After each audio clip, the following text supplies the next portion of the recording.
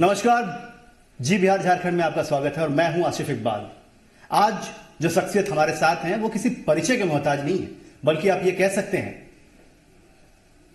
कि सियासत उन्होंने बचपन में ही सीखी है और वो आज हमारे साथ हैं क्योंकि वो सियासत के उनसे जानने हैं हमें कि आखिर अब क्या सीख तो चुके लेकिन इंप्लीमेंट कैसे कर रहे हैं। हमारे साथ चिराग पासवान है जिनको विरासत में ही सियासत मिली है। चिराग, आपका बहुत बहुत स्वागत है जी बिहार झारखंड पे। शुरुआत हम वहीं से करें कि जब आपके पास विरासत मौजूद थी, आप चाहते तो आप समस्तीपुर से भी चुनाव लड़ सकते थे और आप चाहते तो हाजीपुर से भी चुनाव लड़ सकते थे। फिर आपको जरूरत क्या पड़ी कि आप जमुई चले गए, और वो भी वो जो अगर हम न्यूमेरिकल देखें तो 40th नंबर पे आता है लोकसभा क्षेत्र। क्या सोचकर आपने चूज किया?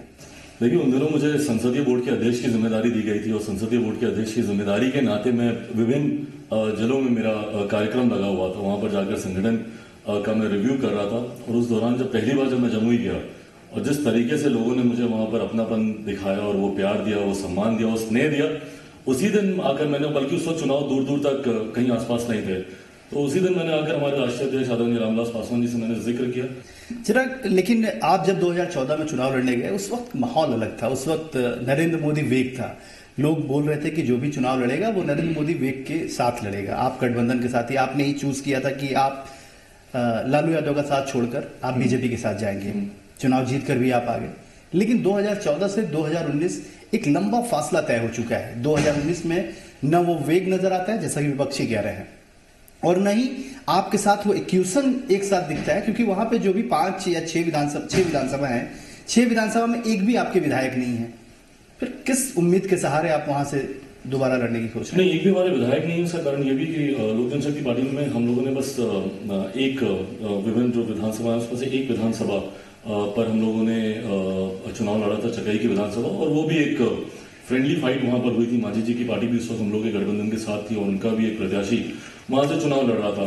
बाकी अगर आप गठबंधन की बात करें तो मेरी पूरी लोकसभा में जो 6 विधानसभाएं आती है उसमें 3 हमारे गठबंधन की। बट बहरहाल उस वक्त विधानसभा से आप इसको कंपेयर ही नहीं कर सकते क्योंकि विधानसभा के चुनाव के वक्त समीकरण बिल्कुल अलग थे।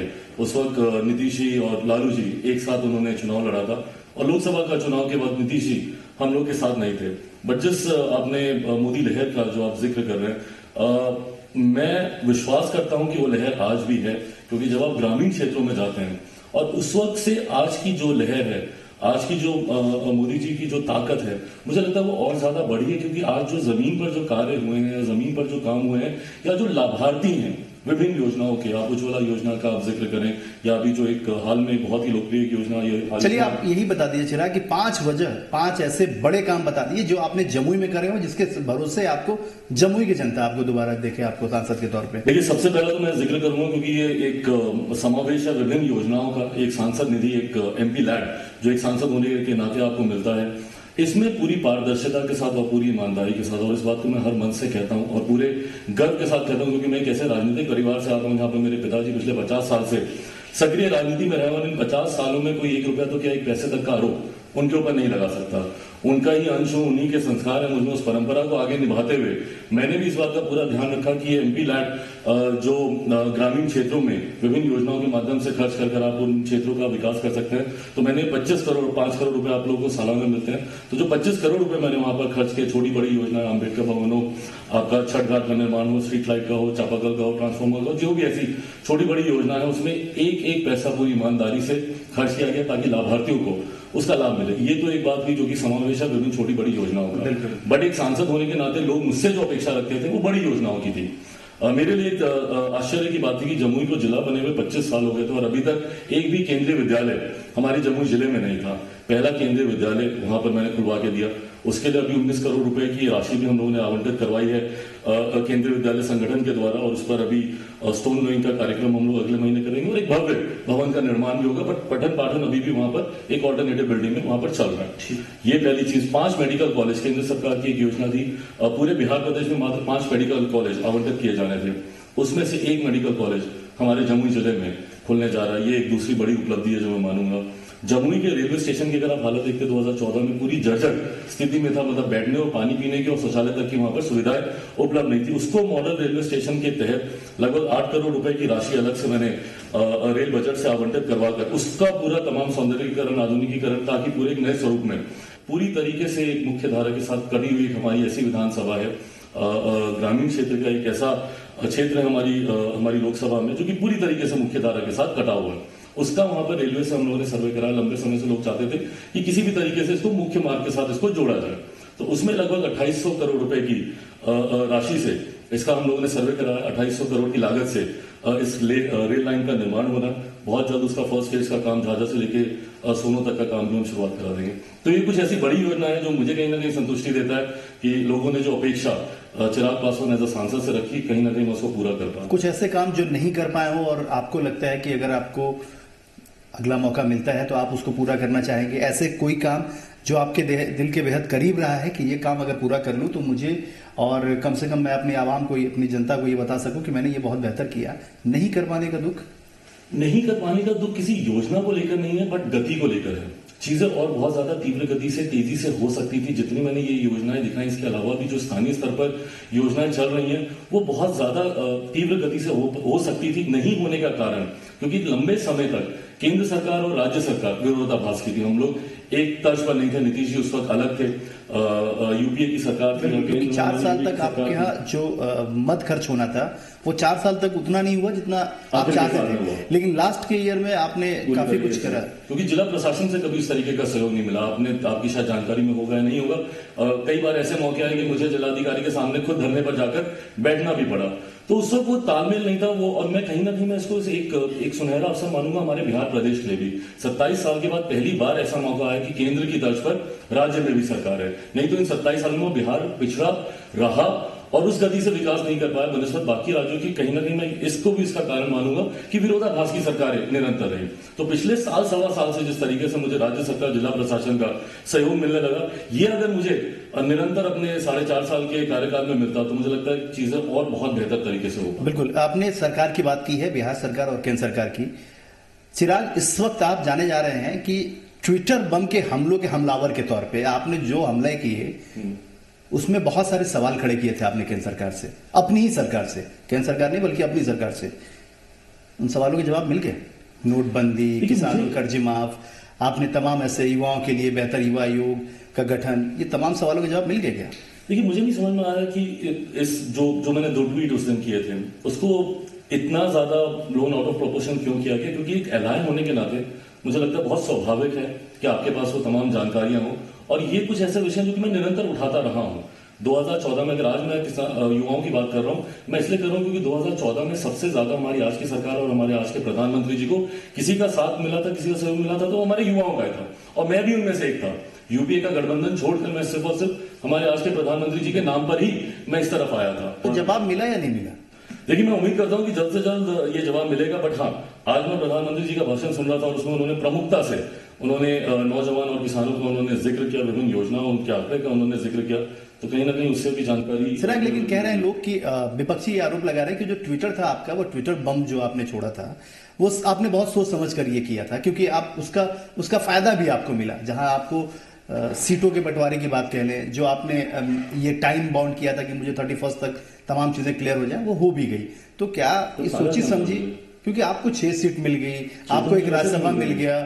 असल 6 तो मुझे वैसे भी मिल रही थी, और मुझे याद है कि मेरी हर मुलाकात में, भले मैं भूपेंद्र यादव जी से मुलाकात करूं या अमित शाह जी से मेरी मुलाकात होती थी, तो उसमें आप भी होते थे, और उसी वक्त मैंने आपसे मैंने साझा किया था 6 तो मैं बाय डिफॉल्ट मिल रही थी। लाभ मुझे तब होता कि हाँ, उसके ऊपर अगर मुझे कोई एक मिली होती। उपेंद्र कुशवाहा जी जब हमारे गठबंधन को छोड़कर गए तो ये स्थिति कोई भी मैथ्स कैलकुलेट करेगा, छोटा सा गणित है। 4 हम लोगों का जिक्र हो रहा था, 2 उनकी थी, उनके जाते ही 4+2 6 हम लोग को मिली। चिराग, हृदय परिवर्तन भी आपका हो गया था। आपको अचानक राहुल गांधी बड़े अच्छे लगने लगे, ये गीत आप गाने लगे थे, राहुल गांधी की बड़ी तारीफ, आज भी वो कायम है या वो? एक कार्यक्रम के दौरान मुझसे सवाल पूछा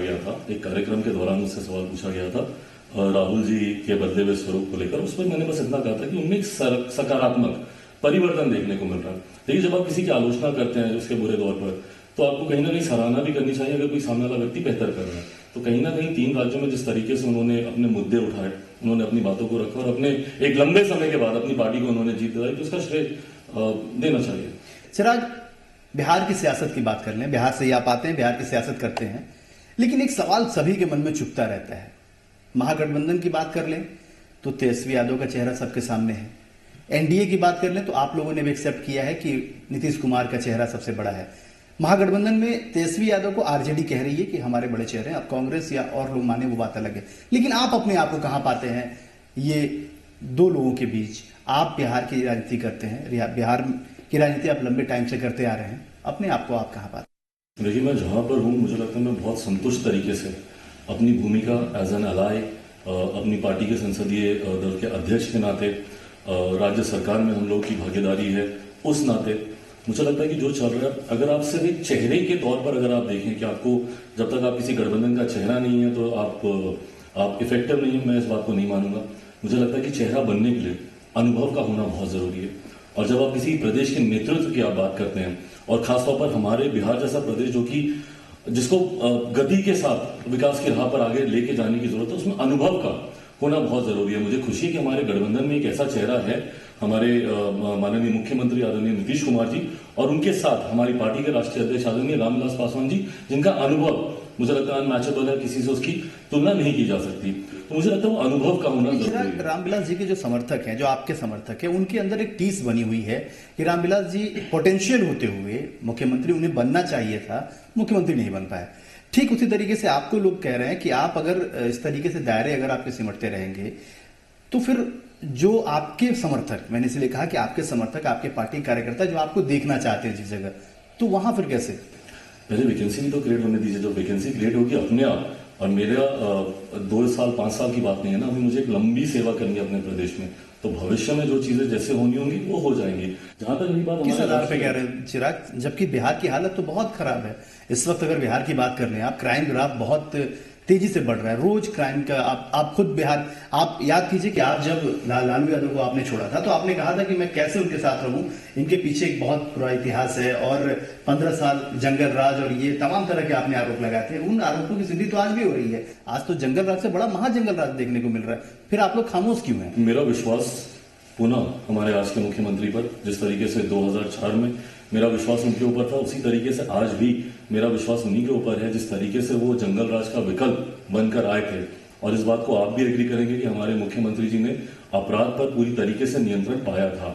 अगर ऐसी कोई परिस्थिति हाल फिलहाल के दिनों में, जैसा आप भी जिक्र कर रहे हो, मेरे भी खुद ही आपके लोकसभा की जानकारी है, आपके लोकसभा में घटना हुई है, ऐसी घटना हुई है जो शर्मसार करती है इंसानियत को। बिल्कुल ऐसी जो घटनाएं हमारे प्रदेश में हाल फिलहाल के दिनों में, कुछ ऐसे असामाजिक तत्व हैं जो पुनः कहीं ना कहीं हावी हो रहे हैं। जैसे मैंने कहा कि मेरा विश्वास फिर हमारे मुख्यमंत्री पर होगा, जो हमारे प्रदेश के गृह मंत्री भी हैं। मुझे लगता है बहुत जल्द पुनः इसको वो नियंत्रित कर पाएंगे। आप भी इंटरव्यू करेंगे, आप उनसे बात करेंगे? आपने कभी बात की? जितनी ऐसी बड़ी घटनाएं होती हैं जहां पर मेरा हस्तक्षेप करने की जरूरत पड़ती है, उनका अपनी बुद्धि है, अपना विवेक है, और उससे वो काम करते हैं, और उन्होंने हमेशा अपने आप को प्रूव किया भी है इन तमाम चीजों को लेकर। पर जहां पर हस्तक्षेप करने की जरूरत होती है वो करते भी। चिराग, एक और सवाल, आप क्योंकि साफ तौर पे है कि आपको विरासत में सियासत मिली है और आप उसको निभा भी रहे हैं, लेकिन आप ही के फैमिली के, आपके जीजा और आपकी सिस्टर हैं, वो दोनों लोग आपके खिलाफ और आपके पार्टी सुप्रीमो के खिलाफ लगातार बयानबाजी कर रहे हैं, और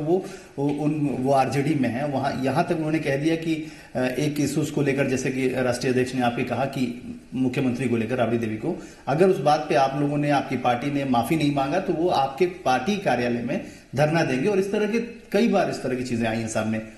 क्या हो रहा है ये परिवार में? देखिए यार, मैं इस पर ज्यादा टिप्पणी नहीं करूंगा क्योंकि मेरे परिवार का मामला है ये, और मैंने हमेशा इस मर्यादा को बरकरार रखा है कि परिवार की बातें घर के अंदर ही होनी चाहिए, और मेरा तो वैसे भी बोलना नहीं बनता। ये तो आपने हमेशा वो कहा है कि मैं चाहता हूं चाहे गठबंधन की बात हो, चाहे परिवार की बात हो, वो सब कुछ 4 दीवारी के अंदर हो। लेकिन गठबंधन की बात भी आप बाहर लेके गए और आपकी बातें बाहर आई, ये परिवार की बातें भी बाहर आ रही हैं। आपसे सवाल इसलिए क्योंकि आप पे ही सवाल है, आप पे ही वो तमाम तरह के आरोप लगाए जा रहे हैं कि आपकी वजह से उन्होंने पार्टी छोड़ा, आपके काम करने की जो पॉलिसी है, आपका स्टाइल है, वो बड़ा एरोगेंट है, तमाम तरह के आरोप तो आपके ऊपर लगे हैं, तो उसके जवाब भी आप नहीं देंगे? बड़े हैं मुझसे, उनका एक अपना अनुभव रहा होगा मुझे लेकर, जो टिप्पणी की।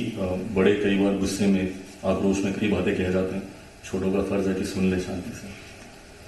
हाजीपुर को लेकर क्या कहेंगे आप? क्योंकि हाजीपुर आपकी विरासत है, 50 साल अगर रामविलास पासवान जी के 50 साल राजनीति के पूरे हुए हैं तो उसमें सबसे बड़ा योगदान हाजीपुर का भी रहा है, लेकिन उन्होंने कह दिया कि वो राज्यसभा जाएंगे। वहां से कौन होगा उनकी विरासत को संभालने वाला? देखिए, मुझे लगता है इस पे अभी चर्चा होनी है।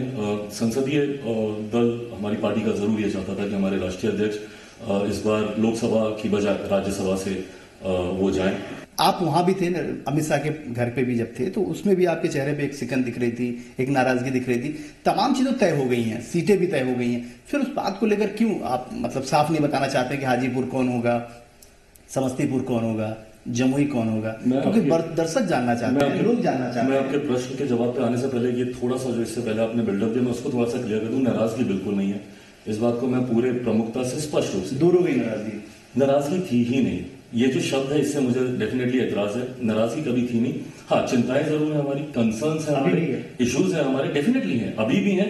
कल हो सकता है कुछ नए इश्यूज हो, परसों हो सकता है कुछ और नए इश्यूज हो। देखिए, इस बात को मैंने बहुत क्लियर रखा है। 2014 में भी आप मेरे सारे इंटरव्यूज देख लीजिए, मैंने इस बात को बहुत क्लियरली रखा है।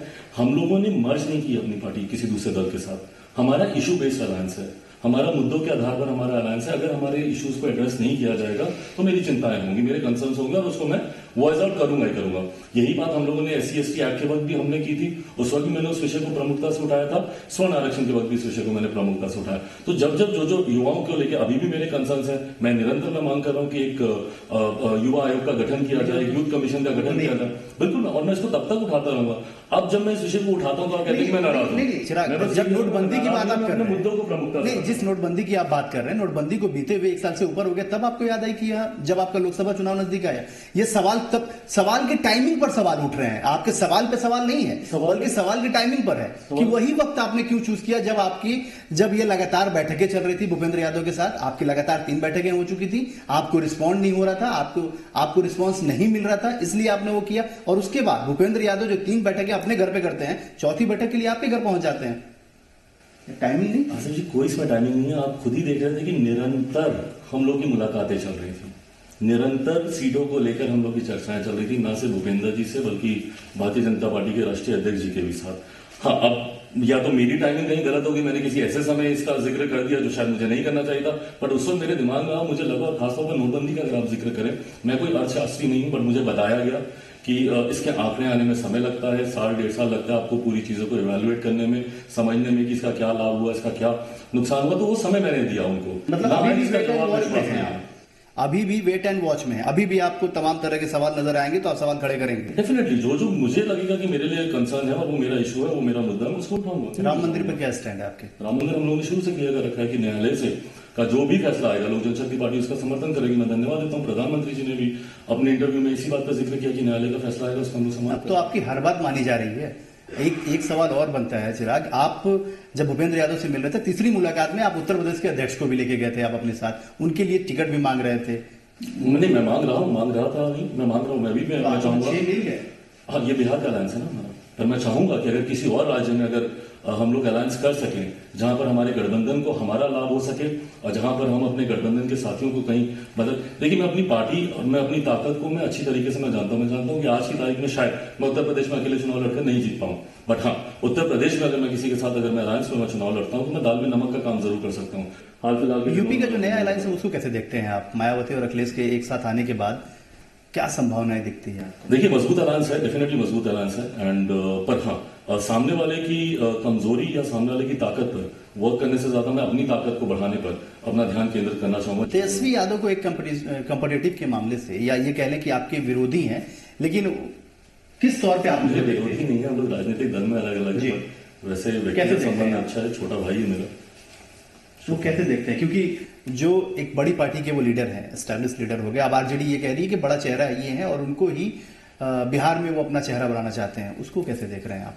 स्वतंत्र राजनीतिक दल डेफिनेटली वो चाहेगा कि नया चेहरा हो या पुराना चेहरा, उनके जो राष्ट्रीय अध्यक्ष है वो बाय डिफॉल्ट अब चेहरा नहीं बन सकता। कांग्रेस पार्टी और तमाम लोग मानेंगे उस चेहरे को? ये कांग्रेस को निर्णय लेना है।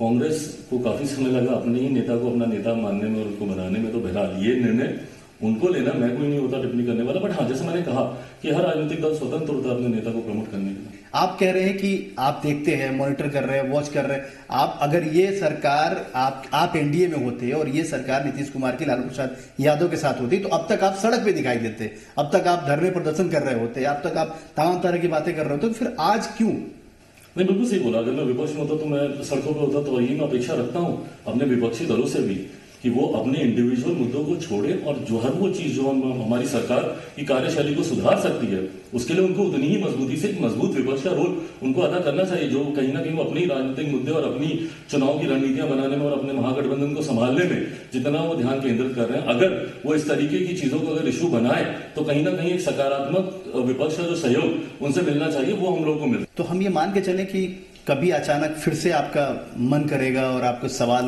उठेंगे तो आप ट्वीट कर देंगे, सवाल खड़े कर देंगे? इशू बेस्ड सवाल हैं, मेरे मुद्दे हैं, मेरे कंसर्न हैं, मैं उठाऊंगा, क्यों नहीं उठाऊंगा। हाजीपुर को लेके क्या?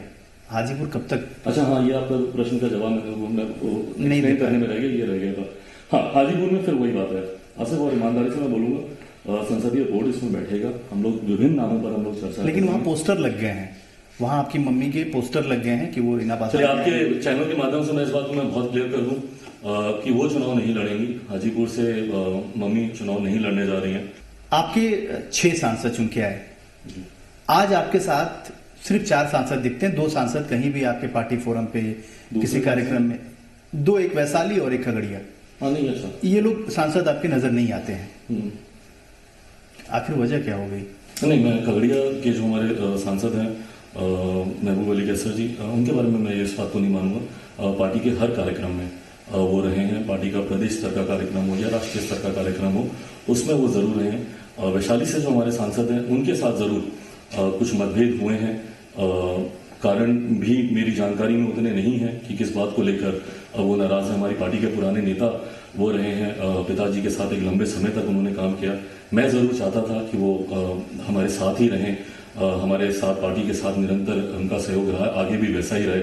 बट पता नहीं क्या कारण है, मैंने उनसे बात करने की भी जरूर कोशिश की, बट मुझे मेरी जानकारी में नहीं बात पाया कि वो किस बात को लेकर वो नाराज हैं। बहुत बहुत शुक्रिया आपको जी बिहार झारखंड से बात करने के लिए। चिराग, आपने वक्त दिया, इसके लिए धन्यवाद। तो आज हमारे साथ चिराग पासवान थे। बेबाक बात इन्होंने अपनी अपनी तरीके से जो सवाल इनको चुभते हैं उसके भी जवाब दिए, और इन्होंने साफ तौर पे कहा है कि ये वेट एंड वॉच की स्थिति में रहेंगे। जब भी इनके ट्वीट आए तो उसे गंभीरता से लेने की जरूरत है। देखते रहिए हमारे साथ जी बिहार झारखंड, फिर आपको नए शख्सियत से मुलाकात कराएंगे। चुनाव जो है, कोई भी पार्टी जो चुनाव